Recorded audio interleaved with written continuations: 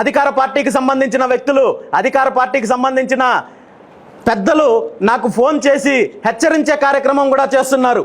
మీరు కర్రేడు పైన చేస్తున్న పోరాటం ఆపాలి, లేదంటే ఇలాంటి ప్రభుత్వం తీసుకున్న నిర్ణయాలపైన ప్రభుత్వానికి వ్యతిరేకంగా పోరాడే కార్యక్రమాలు, లేదంటే స్టీల్ ప్లాంట్కి వ్యతిరేకంగా పోరాడే కార్యక్రమాలు చేయకపోతే పరిణామాలు తీవ్రంగా ఉంటాయని, గతంలో ఉన్న తప్పుడు కేసులను వెనక్కి తీసే ప్రయత్నం చేస్తాము, లేదంటే ఇంకొక రకంగా తప్పుడు కేసులు పెట్టే ప్రయత్నం ఉంటుంది, మీ మీద కుట్ర ఉంటుంది అని చెప్పి జాగ్రత్తగా ఉండాలని నన్ను హెచ్చరించే ప్రయత్నం చేస్తున్నారు.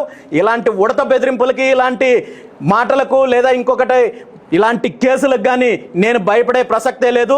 నేను ఒక ఆశయంతో, ఒక లక్ష్యంతో ఈ రాష్ట్రంలో జరుగుతున్న దోపిడీని, అవినీతిని, అరాచకాన్ని, బీసీల పైన జరుగుతున్న అణచివేత కార్యక్రమాన్ని, దీని అంతటి మీద కూడా పోరాటం చేయడానికే బీసీవై పార్టీ వచ్చింది.